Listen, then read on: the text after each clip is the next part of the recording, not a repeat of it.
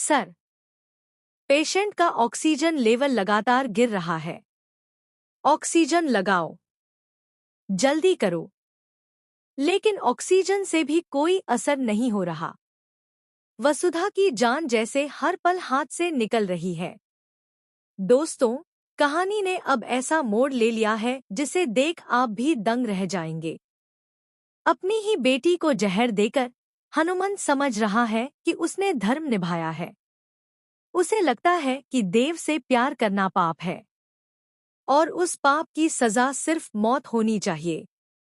लेकिन सच तो यह है कि यह सजा एक बाप अपनी बेटी को दे रहा है। वसुधा अपनी आंखों से देखती है कि उसके पिता उसकी पायल, तस्वीरें और कपड़े आग में जला रहे हैं।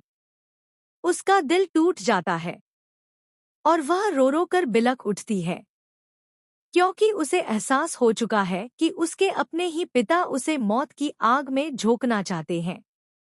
हनुमंत, जो अब तक तपस्या और व्रत करके खुद को धर्म का रखवाला मानता था, अब सारी हदें पार कर चुका है। वह खीर में जहर मिलाकर वसुधा को देता है।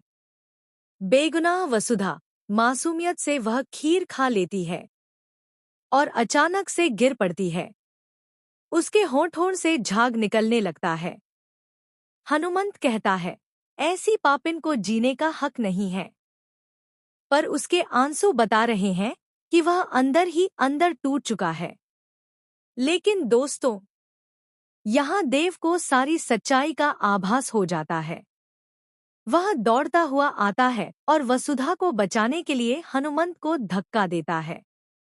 देव उसे तुरंत हॉस्पिटल लेकर पहुंचता है, मगर तब तक बहुत देर हो चुकी होती है। डॉक्टर्स कहते हैं, अब वसुधा अपनी अंतिम सांसें ले रही है। यही वो पल है जब देव का गुस्सा फट पड़ता है। वह हनुमंत को ताना देता है, कैसा बाप है तू, जो अपनी ही बेटी की जान ले सकता है। हनुमंत चीखता है और सच उगल देता है, मैंने यह सब इसलिए किया ताकि देवी हुकुम तक यह बात ना पहुंचे। मैंने खुद ही अपनी बेटी को खत्म कर दिया। अब आने वाला ट्विस्ट और भी बड़ा है, क्योंकि पंडित जी बताते हैं कि अगर देव एक खास व्रत करेगा तो वसुधा को वापस जीवन मिल सकता है। लेकिन इसके लिए उसे तुरंत वसुधा से विवाह करना होगा और समय बहुत कम है। तो क्या देव अपनी वसु को बचाने के लिए हॉस्पिटल में ही शादी करेगा? क्या हनुमंत का पाप अब पूरे परिवार के सामने आ जाएगा? और क्या वसुधा को उसकी किस्मत से एक नई जिंदगी मिलेगी? दोस्तों, यह एपिसोड भरपूर होगा इमोशन, ड्रामा और शॉकिंग ट्विस्ट्स।